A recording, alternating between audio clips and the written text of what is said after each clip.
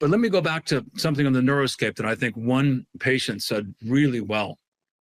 I believe this patient was an addict, and every day would wake up and he felt before the psilocybin experience, he was always stuck in a rut. So this patient came up with this metaphor, which I think is really beautiful. Like on being on top of a ski slope, and every day when he woke on his skis and he was stuck in the rut of the previous days, weeks, and years. And he had to go down the ski slope and the rut of his previous experiences.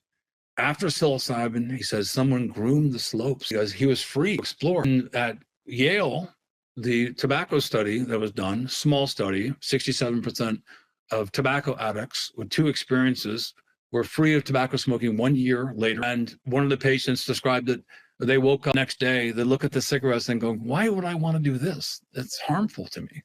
And they stop cigarette smoking just like that. We have examples of opioid, alcohol abuse. All of these are clinicaltrials.gov.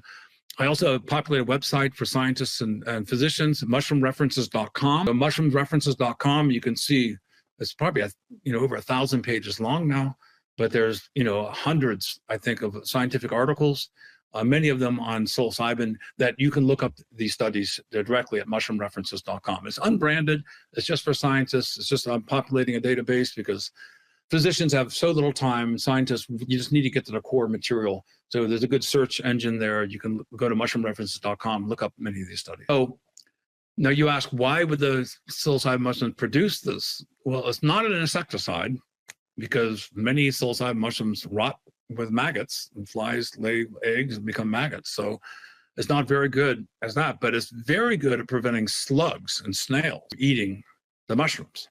So that's what we have found.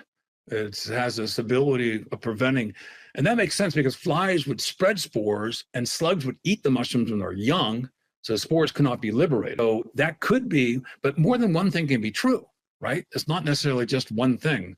There could be a cacophony, an entourage of mutual benefits. And Michael Pollan wrote a great book, The Botany of Desire, in which he made the argument that corn, cannabis, I think coffee and another plant, Yep. specifically, they engage human activity to spread them. Well, that's what's happening now.